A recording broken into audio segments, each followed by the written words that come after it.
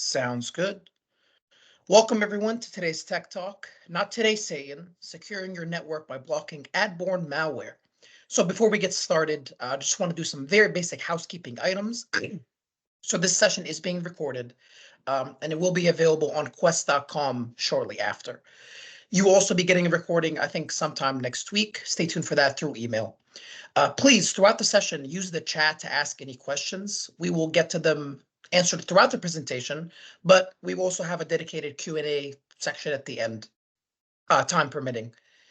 We also have two cybersecurity experts from the Quest team in the background to answer your questions. That's going to be Brad and Brian. Katie will be posting links throughout the session relevant to the topic that Paul is covering at that moment. So again, feel free to browse through that at the end. Please pay full attention to Paul as he is presenting. But now, with that being said, we can turn things over to our presenter, Office Applications and Services MVP since 2002, and Senior Director of Product Management at Keepit, Paul Robichaud. Go ahead, Paul. Hey, thanks, Amr, and thanks everybody for coming to my tech talk. I've always wanted to say that. So I want to spend some time very briefly framing why we're talking about this problem at all, right? The overview or this kind of the viewpoint that I take is that I grew up in the South. I was born in Louisiana. I've lived in the South almost my entire life. And one thing the South is known for, mosquitoes. Nobody likes mosquitoes. You will never find anybody who is pro mosquito. We kill them. They're annoying. They carry diseases. Ads are in many ways the same way.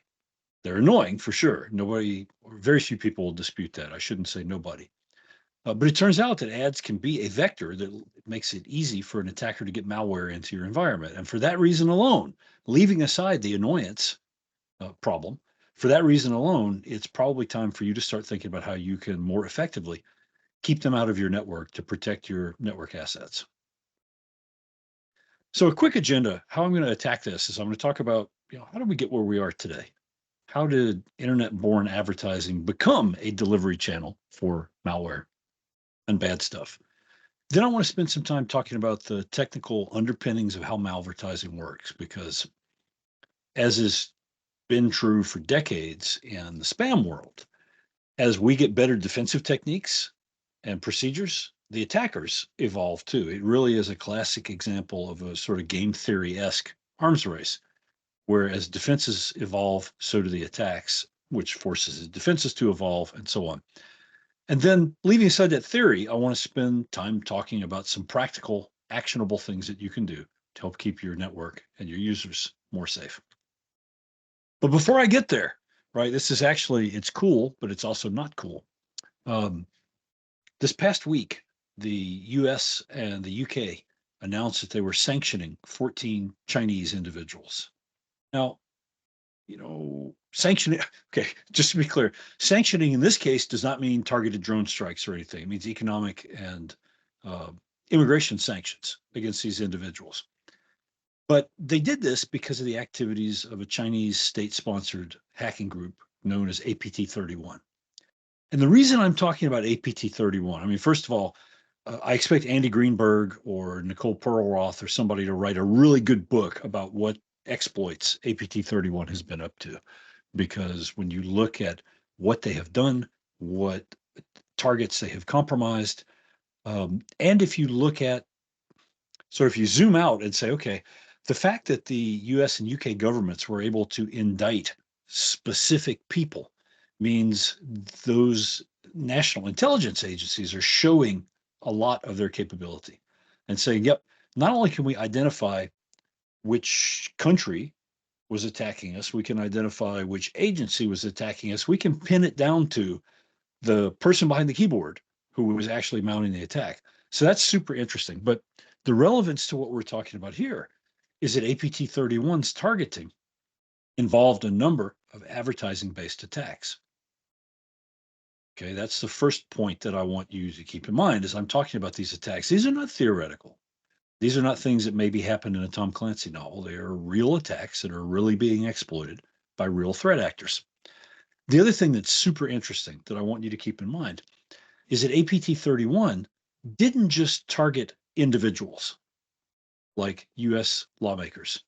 They targeted family members of those individuals. And I want to explain why that makes sense. My wife happens to work for the US Army. She doesn't have an especially sensitive position, and she doesn't, do her sensitive work from home. But if an attacker wanted to try to compromise her work computer, one way that they might do it is they might say, let's target Paul. Let's try to compromise one of his machines and use that to pivot laterally inside Paul and Erica's home network, compromise a router, and then maybe I can do something to disrupt or intercept or spy on network traffic to Erica's office. That's exactly what APT31 did. So as I'm talking about this, you may be thinking, okay, enterprise network, yeah, blocking ads makes sense. This isn't just about the enterprise anymore. This is about your home and personal networks too, because attackers, we have proof that attackers are leveraging those networks as a way to get into work networks that they might not be able to directly attack. Good stuff. I can't wait to see the Netflix series about this. All right, putting on my history professor hat. I asked Bing to make me this picture of an idyllic and unspoiled internet, and this is what it came up with. So, take that for what it's worth. But originally, the internet was meant to be non-commercial. So DARPANet was originally for military communications, and then DARPA started leveraging that as a way for research institutions to talk to each other. And then academics started using it for academic but non-research purposes. And none of the things that we see as features of the modern internet were really there. Right? There was limited email connectivity. There was no World Wide Web. I'm talking about the late 80s here for those of you who were, born in the 21st century, which makes me feel a little old. But there's no Amazon. There was no web shopping. There was no online payments. None of that. And then there was a famous set of bad behavior by two people who were selling immigration law services to help people get their green cards, Lawrence Cantor and Martha Siegel. And I'll include the link to the Wikipedia entry for their case in the resources section. But they were the first people to spam on the internet. And eventually that led to where we are today. I'm skipping over a lot of the history because, it's boring. But we have gotten to a point where internet advertising is a 600 billion US dollar per year business. That's bigger than any number of other industries. It's bigger than the combined revenue generated by Hollywood TV and movie production. It's bigger than, it's unimaginable amount. And you can see what that track looks like. You can see how much of it is in North America, but also Asia Pacific, Western Europe. You can see it broken down by region, and you can see the shape of the growth. From 2017 to 2020, it was growing, but then boom, in 2020, boy, it just took off. So this problem of advertising is not going to go away. Now, of course, because it's a $600 billion a year business, when I say problem, many other people are going to say, well, no, this is how I put food on my table. And okay, I accept that. I understand that. But specifically from a security standpoint, the fact that malware can be injected through advertising means we have to treat it as a problem. If you know anything about security, you know that you have to judge threats not by their intentions, but by their capabilities. And so the fact that advertising can be used as a conduit to inject malware into our networks means we have to treat it as such and secure it. We can't just say, yeah, most advertisers won't do that, or that's probably not going to happen to me. So why is the growth of advertising bad for us from a security standpoint? Because when you think about it, advertising is supposed to be valuable. The advertiser doesn't want to waste money showing ads for things that you don't want. That doesn't do them any good. Their goal is they want to get your money and get you to buy a service or a product. So for that to work out, they have to tell you about things that you're interested in, give you information that helps you to make decisions that hopefully are going to favor them in some way, or even entertain you. If you think back to sort of the golden age of Coca-Cola advertising, their ads on television and in movie theaters and on posters and whatnot, those are all meant to be entertaining, not just to convince you to drink Coke, but to provoke an emotional reaction that made you have happy feelings and happy thoughts when you thought about pouring a cold glass of, in this case, Diet Coke.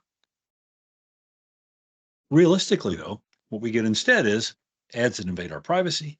We get malware, we get wasted bandwidth, slower page loading, and we get junk. If I had a nickel for every time Amazon advertised something to me that I've already bought, then I would have enough nickels to play a lot of poker. I wouldn't necessarily be rich, but I'd be swimming in nickels.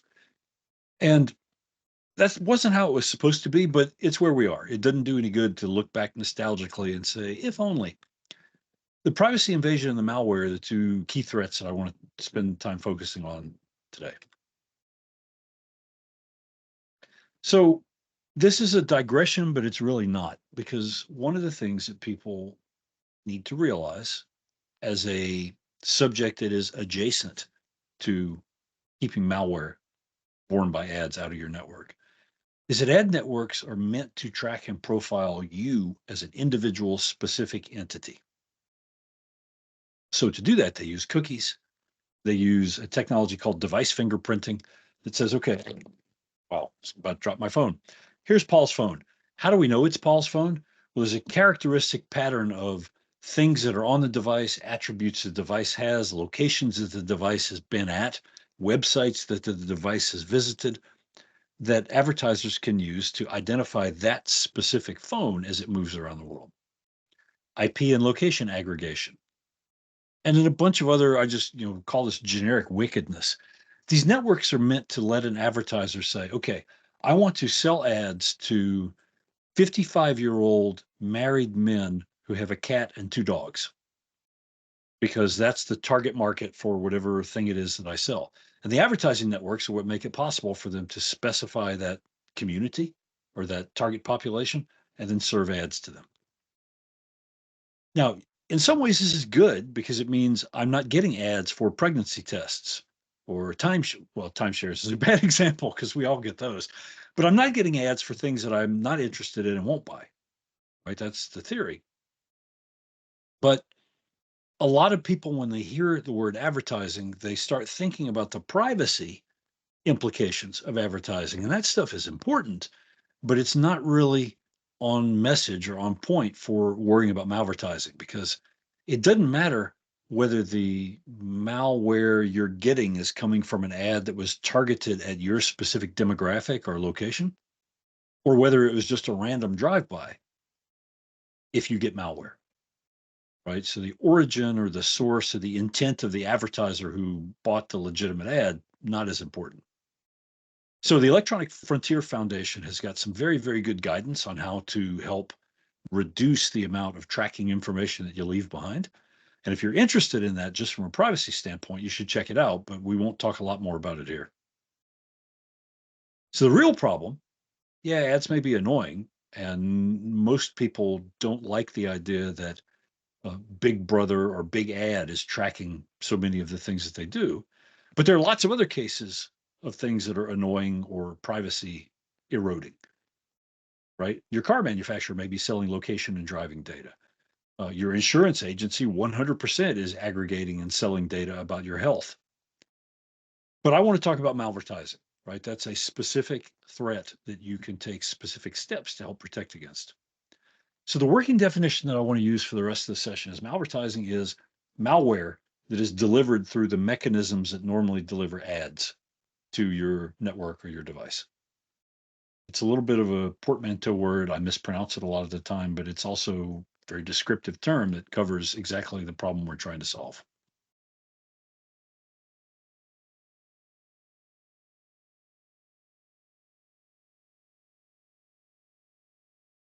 So is this an actual threat? Well, yeah.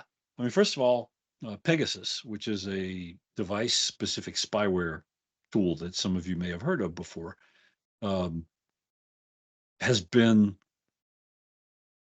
weaponized is not the right word. It starts as a weapon. It has been democratized, or it has been widely spread against its targets through malvertising.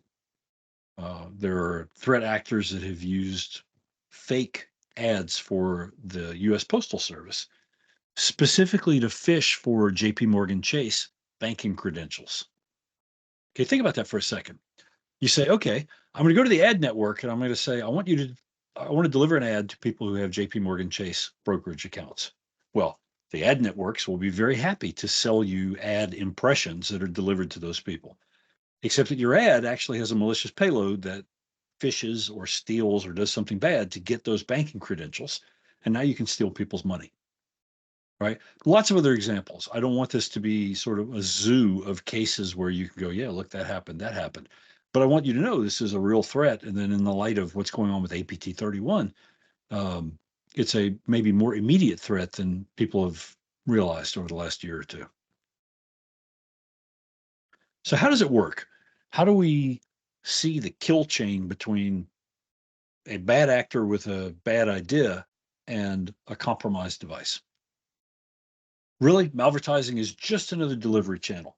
So in the same way that I could take a USB stick and put malware on it and like slip it into Katie's purse and hope that she plugs it in, or I can target a device with some kind of remote code execution, malvertising is just another way to get malware onto the machine. So important point. That means if you have good anti-malware protection on the endpoint device, you get an additional degree of protection. And I'm not going to talk about that much in this session. I'm much more focused on how do we keep the malware off the device in the first place, not what protective mechanisms do we have in place once the malware gets there. So the malvertising can be loaded directly on a web page, meaning some of the time when you go to a web page that has an ad, the ad itself is embedded in the page. But more often, the ads that you see on a page are actually loaded through a third-party ad distribution network. If you've ever noticed when you're watching a sporting event that you see, for example, when you watch a Major League Baseball game, sometimes behind the batter, you'll see digital ads that are for your local plumbing shop or a local car dealer. Well, the way that works is those are inserted by your local cable provider. So ESPN says, hey, for 30 seconds every inning, we're going to let you resell this space on your own. And then they provide a delivery mechanism to slip those ads into the video stream. Well, it's essentially the same thing that happens with an ad distribution network. Those are normally sort of multi-level entities so that the New York Times can sell ad space that then ends up being filled with an ad for your local meat market. Now, here's really key point to keep in mind. Browsers are full of security holes. You can argue, and this will be a fun topic to talk about at TEC in Dallas in October. You can argue that things are better in terms of browser security than they used to be. Because back in the ancient days of, say, Internet Explorer 7 and Internet Explorer 8, oh my God, it was terrible, right? Security bugs everywhere all the time. But I think you could also argue that modern browsers have so many more capabilities, they're so much more complicated that we're continually finding 0 days or exploits, some of which mean if I can get your web page to load my content, then I can compromise your machine without you having to do anything. No click, no accepting a prompt, no running an executable. Those are obviously the worst kinds of exploits from a malvertising standpoint, because it means if I can get you to load my page, I can own your device. Now, one thing I want to stop and talk about for a second are things that are not malvertising, but that people think they are.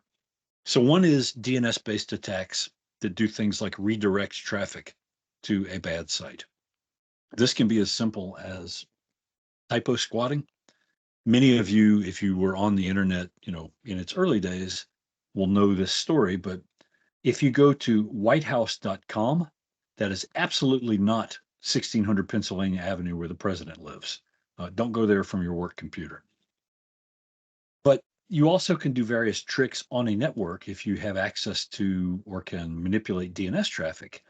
So that when someone requests google.com, you send them to a fake version of google.com that you control. That's not really malvertising. That's a separate category of attack that has separate defensive mechanisms that you probably already have in place. And you defend against them the same way that you defend against other types of DNS service interruption or service modification. The second thing that's not malvertising, but is sometimes used in conjunction with malvertising, is what security people call a watering hole attack. The reason they call it that is after the concept of watering holes in Africa. If you look at this picture, you'll see there are a whole bunch of different kinds of animals that are all sharing the water hole. So if you think about a popular news site, if you think about, I don't know, CNN or the New York Times or space.com or directions on Microsoft, if you wanted to target a broad population, one thing that you might choose to do is mount a watering hole attack so that you can target anybody who happens to go to that website. Now, the problem with that is it means as the attacker, you're getting sort of this indiscriminate slice of life of whoever happens to drop by the site. That might include the targets you want, it might not. But if you think about it from the perspective of an attacker who's trying to do something like build a botnet to run crypto miners, they don't really care about the demographics or the access of their victims. All they care about is that person running a machine that I can implant my malware on so I can mine Bitcoin? Yes? Okay, great.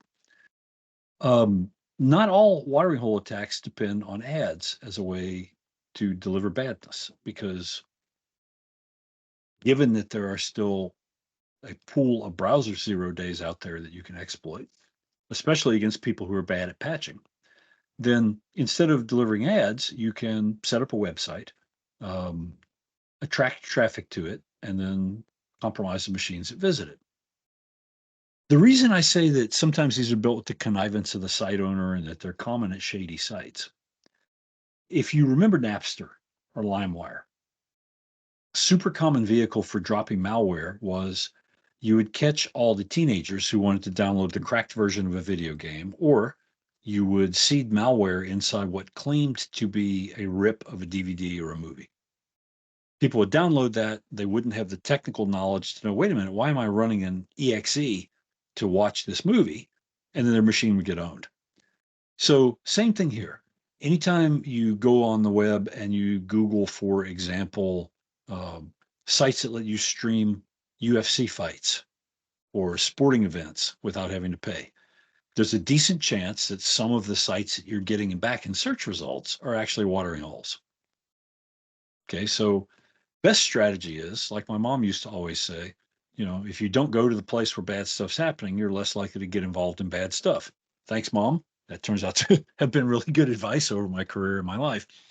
But the other protection you can take against watering hole attacks is to make sure your anti-malware game is really strong. But just avoiding the watering holes in the first place, to the extent you can, is good. There have been cases, not recently. I think the last time that I'm aware of this happened was probably 14 or 15 years ago. There have been cases when major mass market sites like CNN have had have been used for watering holes, but that really depends on a compromise of one of the large ad delivery networks. And I'll talk more about that in a minute. So when we talk about real malvertising, not watering hole, not DNS, not any of these other routes that might lead to you getting malware on your machine. The attacker's goal is to get their implant running on end user systems. That might be to take remote control. That might be to enroll that machine as part of a botnet. It might be to steal data. It might be to steal credentials. Doesn't matter why. It can be targeted, as we saw with APT 31. More often, it's broadly targeted. Sometimes the targeting is very broad, anybody who goes to CNN.com. Sometimes it's targeted at people in a particular community. So, for example, if I wanted to target individuals with high net worth, I might choose to go to target a site that lets people book private jet travel, because ordinary people like me and you probably aren't going to be going to that site very often. But the multimillionaire who retired after closing his plumbing company and now wants to take his family to Palm Springs to play golf for a week, and has a lot of money in the bank might be a reasonable target there. Interesting point. The targeting can be before the attack or after the attack, meaning the attacker can say, well, I want to find high net worth individuals. Where do they hang out? I'm going to try to capture their machines by placing malvertising on those sites. Or the other way to do it is I'm going to scoop up as many victims as I can and then take data that I exfiltrate from their computers and decide who to target from there. So they get you both coming and going. Malvertising can be a vector for initial access, or it can be an attack in itself. So one example of a self-contained attack would be, I want to implant a crypto miner on as many machines as possible and hope that it mints me a couple of Bitcoin before I get shut down. On the other hand, if what I'm trying to do is mount an intelligence gathering attack, I probably am going to use malvertising to get some kind of remote access Trojan or exfiltration payload onto the target machine and then use that to steal data. Malvertising is delivered through some mechanism that is intended for legitimate use to get ads displayed on a machine. And then, the purpose of the malware, man, it could be anything. The Russians were observed to use malvertising attacks fairly early in 2014 after they first invaded Ukraine to try to just deploy wipers to just wipe out as much IT infrastructure as possible in Ukrainian businesses. They weren't real discriminating, but we've also seen malvertising used to deploy ransomware, to deploy credential stealers, to deploy crypto miners, as I've mentioned several times. There's any kind of badness that you can execute on a machine, you can deliver with malvertising. A minute ago, I promised that I would talk about how ad delivery works, because understanding this federated structure is important to understanding where the malvertising comes from and some of the mechanisms that you might be able to use to help block it. So when you sit down and you type Google Flights into your search bar, or you go to, you type in united.com, or you click on a bookmark, what you're doing is you're telling your browser to do a DNS resolution of something and then either perform a query that produces a set of results or to go directly to a web page. Either way, your browser is going to make an HTTP request to some server somewhere to say, I want the contents of this web page at this URL. Now, 99% of the time, that page is going to have some JavaScript embedded in it that when it executes is going to connect somewhere and get some ad content. The exact mechanism is going to depend on the page design. Okay, but it's always going to require JavaScript because it has to be executed unless the ad is embedded as a static image, which can, is also doable, although it's not common because it isn't dynamic. So the browser will execute the JavaScript. The JavaScript is going to make a network connection to the ad network itself and pass some parameters saying this is the kind of ad that I would like to load. The ad network is going to look at what it knows about you and decide what ads should be served. It returns that data to the browser, and the browser renders it. Now, this sounds totally normal, right? This is exactly what happens when you are viewing a normal web page that has any kind of embedded content in it. The difference in this case is in step 4, the ad network is making some decisions about what content to return based on the profile or the tracking data that I discussed earlier. And then in step 6, that's where the malvertising has a chance to exploit some aspect of the browser, the JavaScript interpreter, your desktop or mobile operating system. But step 6 is where the malvertising gets its claws into your device. So part of the reason that this can work is that the ad network itself is not monolithic. In olden days, the network was monolithic. This is why Microsoft spent, I don't remember how many, like $15 billion buying Aquantive. This is why Google bought DoubleClick. There used to be individual ad networks that were not syndicated. But really, the way that it works today is that the biggest networks are all syndicates or brokerages, where the price of delivering a particular ad unit to a certain number of people that fit a certain profile is dynamic, just like prices on a stock exchange. So if you want to run ads for something valuable or something competitive, an audience that is in high demand, it will generally cost you more money to do that than to give ads to an undifferentiated audience. So the ad networks know this and they take advantage of it. But the ads themselves really aren't, they're not curated or seen. There's no human who sits there and decides, yeah, these are the ads that Paul should get today. This is all done through algorithmic manipulation and inspection. And so what that means is at no point does a human look at an ad and go, the JavaScript for that ad looks kind of funny. Maybe this is malvertising and I should do something about it. This is not at all the same if you think back to the advertising model that we're all familiar with from other media, where before you get to run a commercial during the Super Bowl, some humans are going to look at it and go, okay, does this meet the network standards? Is this offensive in any way? Is it false advertising? Yeah, none of that happens in these networks. The networks themselves can be cascaded, meaning the New York Times, and I'm picking on them because it's a media property that everybody's familiar with, but you can sub in the Washington Post or Fox News or whatever, the BBC, sub in whatever your favorite media source is. They sell ads, but they don't sell all of their ad space directly to the end user advertiser. So some newspaper.com is going to sell ad space on their main page to broker one. And then broker one says, okay, we're going to keep 75% of those ad impressions, which is how advertising effectiveness is measured, the number of times you put an ad in front of somebody. So broker one say, we're going to keep 75% of that impression budget for the ads that we sell, and we're going to lay off another 25% of it to broker two. Then broker two says, well, out of that 25% that we have, we are going to sell off 75% of it to broker three. The same system you see allocated for plane tickets, hotel rooms, lots of other bulk resources. But what that means is newspaper one, or sorry, the newspaper site has no idea what ads broker three is serving. Okay, broker one doesn't know what ads broker three is serving.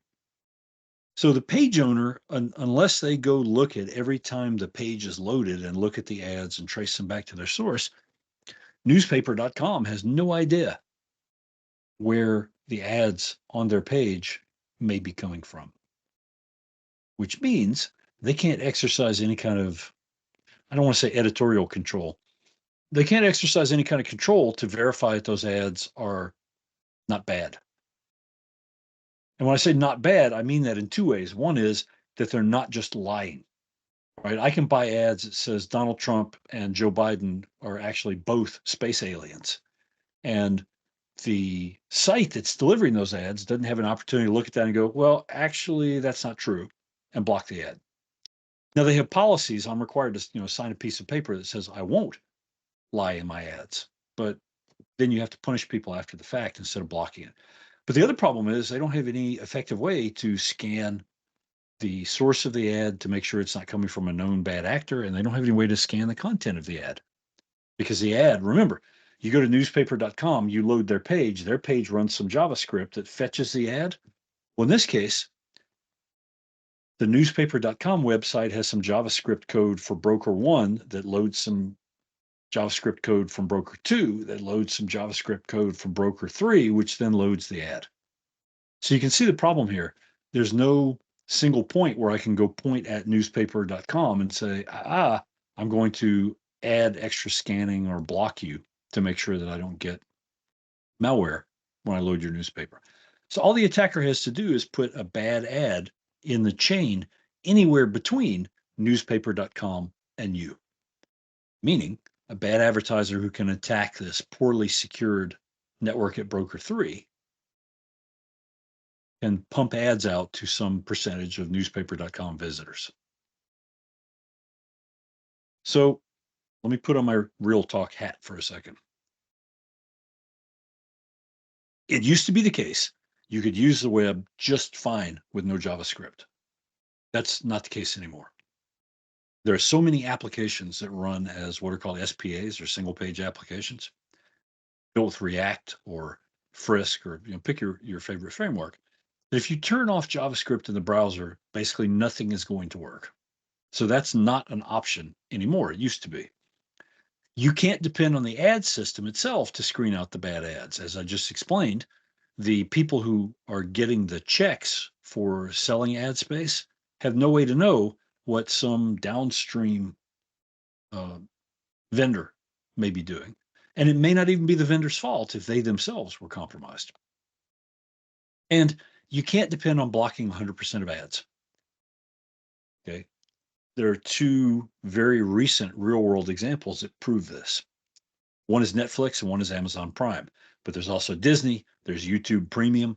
There are all these things that people spent money on saying, yeah, well, this is going to be ad free. That's why I'm buying it. Oops, now they have ads anyway. So you cannot consume content on the modern internet and not be subjected to some number of ads, because of the ongoing arms race between people who want ads in front of you and people who don't want to see them. Plus, boy, it hurts me to admit this, sometimes ads are useful. They tell you about, oh, that new movie, right? Like, man, I want to see the ads during the Super Bowl. They're entertaining. They told me that the Deadpool 3 trailer is out, which I'm unreasonably excited about. Um, sometimes ads serve a purpose. And so even if you could block 100% of them, many of us would probably choose not to. I promise to talk about some actions you can take. And the framework I want to use for that is the same old layered defense in depth strategy that you all heard from like every security practitioner since 1960 or so. So you want to isolate, source block, endpoint block, and limit the blast radius. It sounds simple, but when we say not today, Satan, the mechanics of keeping Satan out are always in the details. Oh, and backstop. I guess I should get through my points before I start with the amusing anecdotes. So isolation, it does not actually mean that you go to a yoga retreat or a monastery. It means that malware cannot damage things that it can't be delivered to. So please, please, please, please, please, for the love of guacamole, if you're not loading web pages on systems, they can't be compromised by malware. So don't let people browse the web from your servers. Nobody should be able to log into a domain controller and watch Netflix or go to WashingtonPost.com. If you allow that today, don't. Okay, there is no reason for it. If you are using privileged admin workstations, same rule applies there. Some of you may know that the one root cause of the LastPass breach, 2 years ago, was that a LastPass developer was using a machine at home uh, and treating it like a privileged admin workstation, meaning it should only have been used for high privilege operations against his corporate network, but he was also using it to run a Plex server. The attacker managed to exploit a 0-day in Plex. They popped that machine. From that machine, they were able to pivot into the LastPass network. So if you are using machines that you treat as privileged endpoints for system management, don't let people browse arbitrary sites from those either. Instead, you might consider using containerization for browsing. You could, for example, have a Windows 365 virtual desktop that people RDP into to browse if they need to look something up while they're logged into a server. Just a thought. And you could, and probably should, limit what networks those critical or privileged devices can get to in the first place. For example, for a privileged admin workstation, if that's one of the workstations where I can do things where I'm going to use my domain admin credentials for anything, that device probably shouldn't be able to reach the internet at all. Or if it can, man, it should be firewalled and deep packet inspected within an inch of its life to make sure that it doesn't have the ability to go somewhere that might lead it bringing back bad content. Now, source blocking is an easier topic to talk about because this is usually what people think of when they think about blocking ads. Because ads come to us over the network. So block the network, you block the ads. The most common, most popular, easiest to implement way to do this is with what's called a DNS sinkhole. Like a Pi-hole or like the service that Cloudflare offers. There are a number of vendors that offer this either as a feature in their network appliances or as a standalone service. And the idea is very simple. For example, when you load a page, if you go to the browser console and you see that it's loading anything from ad.doubleclick.net, if you block traffic that's going to that URL or that FQDN, you will see that some of the ads disappear from your page. Now, it sounds really easy, right? You're like, oh, just put a Pi-hole in your network and it'll block all the ads. Well, remember, you're never going to get 100% of them. What YouTube, for example, does now is they take a video stream and they actually embed the ad in the video stream. So as far as you can tell, it's not being fetched from a separate source that your sinkhole could block. It looks like it's part of the video stream, the same way that ESPN puts ads into baseball games. So source blocking isn't going to let you catch 100%, but because the client has got to request data from a URL to load the ad, and the DNS server says, nope, sorry, I can't resolve that address, you don't get the ad. Another way to do it is that you can manipulate the network routing table in your network to just not have routes to known ad delivery networks.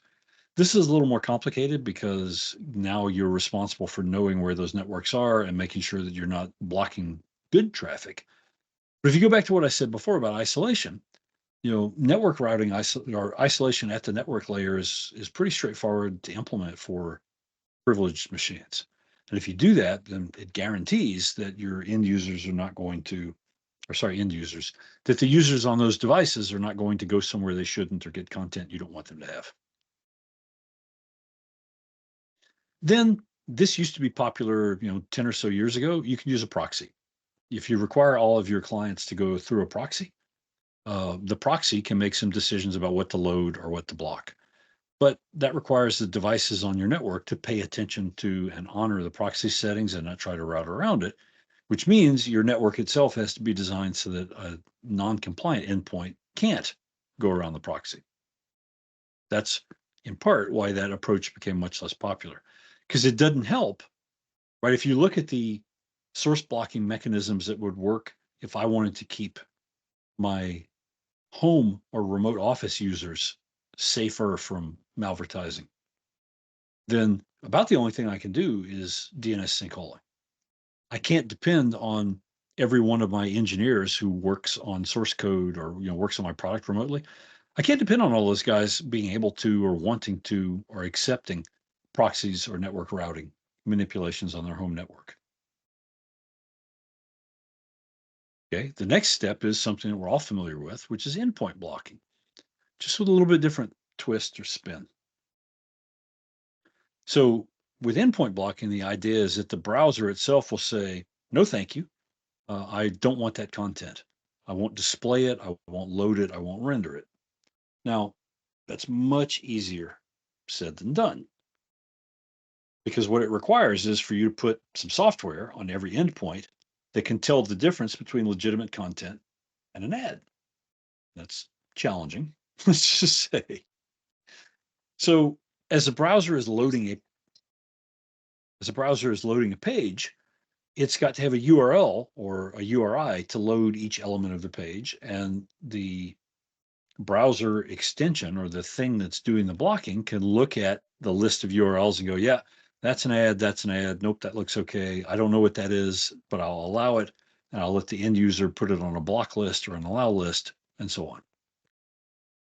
So the bad news about this approach is it's not natively implemented in most browsers. But the good news is that Edge and Chrome both, and Firefox, I guess, probably, have ways to do this. So Edge, the links that I've got here are URLs that will take you to the documentation for those products that tell you exactly how to set this up.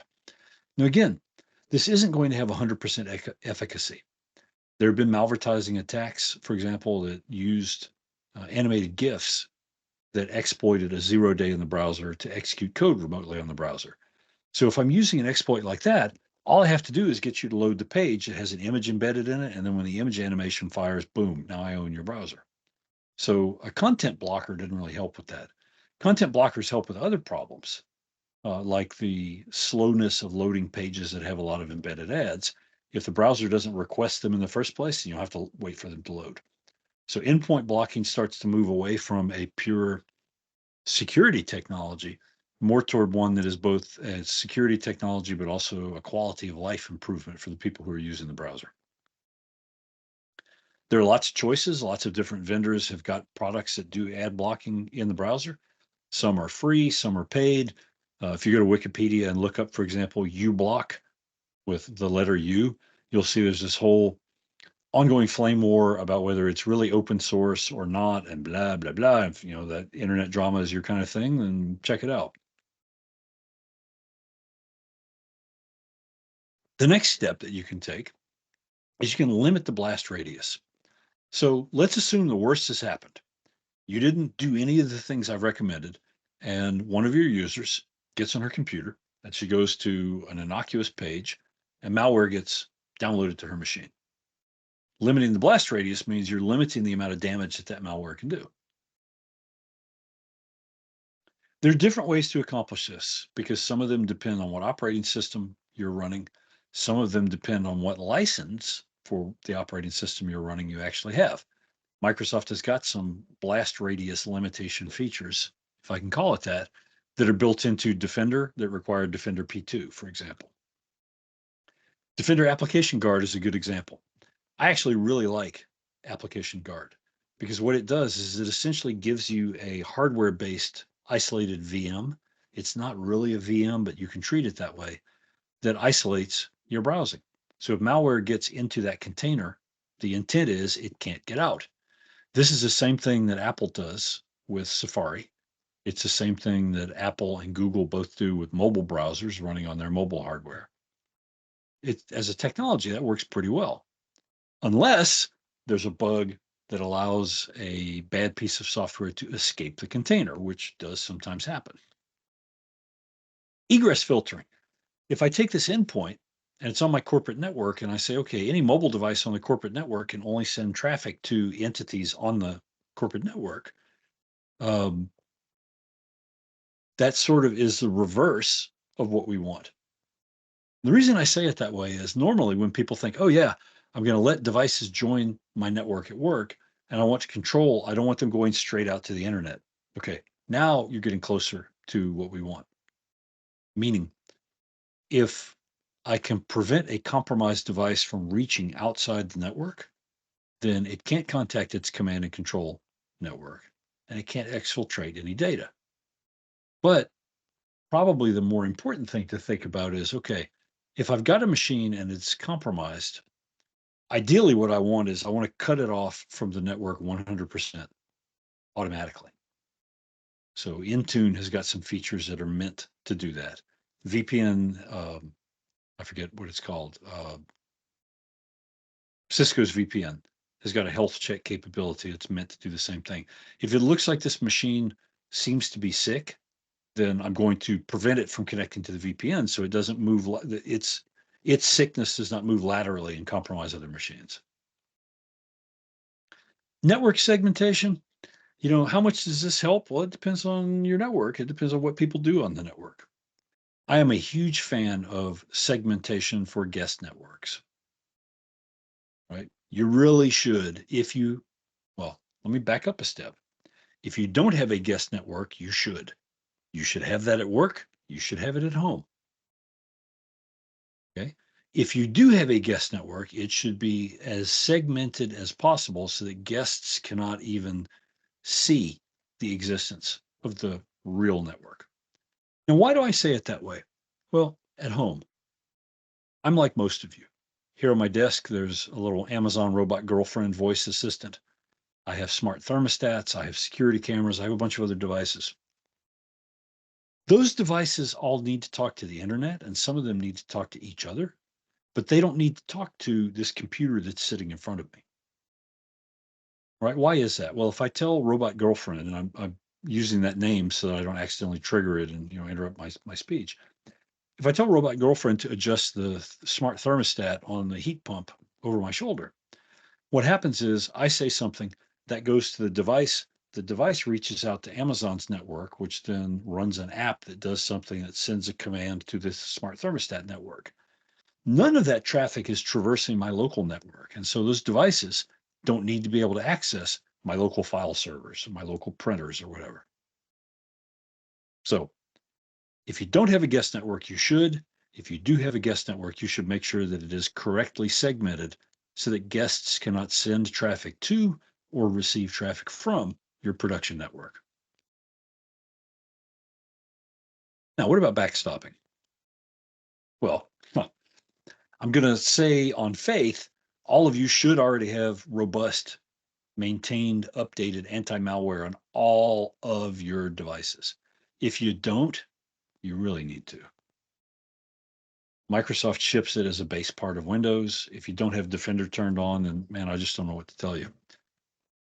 You could use other solutions, but you really need to have something in place, especially for Windows. And yes, that includes Windows servers.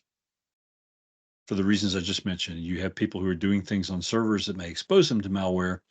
Last thing in the world you want is to catch a case of ransomware because you didn't have anti-malware running or it was disabled for performance reasons or whatever on one of your servers. All right, conclusion. What does this all mean? This is 100% a case of if you prevent the ad from being delivered to the device, you block the ability of the malware to get onto the device. As I said before, there's still lots of other ways for malware to get in. So this is not a permanent and perfect solution, but it does give you some tools for blocking one increasingly common channel that's used to get malware onto a machine. There are multiple things you can do to reduce your risk. Some of them are applicable to people who want to protect their home users on their home network. Some of them are more applicable to enterprise networks. Some things work better for blocking browser-borne ads. Some of them are about protecting the resource more than blocking the ad. So you have hopefully picked up some strategies that you can apply in a combination that works and makes sense for your network and the threats that you face. Remember that malvertising is just another way to get the same bad stuff onto your machine. So in the same way that you spend time training users, hey, if you see a USB stick in the parking lot, don't pick it up. If you get a suspicious email that says your CEO wants you to buy some Apple gift cards and send the codes in email, you spend time educating users, you spend time hardening your network, you spend time making sure that your security posture adequately protects against the things you want to protect against. This is just one more place where you have to apply that same strategy. So because we're short on time, I am going to take questions, but before I do that, I want to put in a plug for the live experts conference. I just noticed the exclamation mark in the Texas panhandle there. Pretty cool. But I'm going to be at TEC, not talking about malware, believe it or not. I'm not going to tell you what I am talking about because it's a surprise, but it involves data protection. TEC is a great event. I'm not saying that because I'm a tech speaker. I'm saying that because it is a super high value event that has a lot of very good content that you won't get anywhere else. It's a place where experts come to gather, to learn, innovate, and eat barbecue. So I encourage you to make your plans to come to it, if at all possible. We have another tech talk coming up. I think maybe that Amar was going to talk about this. So Amar, before we get to that, let me pop back, see if we have any questions, and then I'll turn the mic over to you to talk about the upcoming tech talk. Yeah, sounds great. Okay. Dan asked what a PAW is. I don't even know if Microsoft calls them those anymore, but the idea behind the PAW or the privileged admin workstation is you have a dedicated machine that has pretty much every security hardening you can imagine. So you can't log in to the console. You have to use a smart card or a biometric to log in. It is extremely restricted so that even if you're an admin, you can't install software or change drivers or whatever. It's physically hardened so that a bad guy cannot come in and take the disk out and image it, for example. So if you imagine kind of this dedicated single-use tool that is only meant to let a support engineer at Microsoft log into a server that's part of Office 365, that's kind of the concept I'm going to. It's physically isolated, it's logically isolated, it's protected to the nth degree. Most sites don't do that, but what many sites are starting to do is to enforce the idea that, okay, if you're going to do admin tasks, you cannot do them from your ordinary work machine. I've got a separate work machine that's in another room, for example. Now that's a pain in the butt, but it also means now, hey, I can apply a layer of physical security to that machine. I can put that machine on an isolated network that I can't if I'm talking about, doing admin from your desktop. There are all these additional layers of security that you can pile on top to get closer and closer to this ideal of the dedicated admin workstation in a dedicated physical space with all these extra hardenings. By the time you get to the end of that path, what you sort of end up with is, an isolated computer sitting in the bottom of a missile silo, like the Air Force uses for nuclear command and control. Maybe not to that extreme, but you get incrementally closer to that standard the more power restrictions you put into place. Okay, I think that was it for questions. So Amar, I'm going to turn it back over to you, man. Hey, thank you so much, Paul. Yeah, thank you, first of all, for the great presentation. And yeah, I'm not seeing any more questions. But guys, as I do some last minute housekeeping, if any other questions come up, please type them in the chat. But yeah, so we have the upcoming Tech Talk. It's taking place, I think, in 2 weeks, which is Thursday, April 11th. Katie should be putting a link into the chat. There she goes. And then, yeah, Paul, if you want to go back to that Dallas one. So please, we are having, as Paul mentioned, that in-person event for tech. You are able to meet amazing speakers, just like Paul. And besides, it gives you more access to speakers and experts, MVPs, Microsoft employees, and just an opportunity to network with your peers. So that's taking place, as you can see, in person in Dallas, October 1st and 2nd. And last year's event in Atlanta was incredible. You can ask anyone who attended, maybe Hannah and Paul. I'm sure they'll tell you the same thing. You can register today on the link that Katie should be posting. And yeah, we're very excited for the next event, and we're really hoping to see you guys there. Other than that, that's all I had, Paul. So again, thank you again for the great presentation. And thank you, attendees, for joining us today. Yeah, thanks for joining us, and I hope to see you all in Dallas. Come by and say hi. To get the slide deck or recording.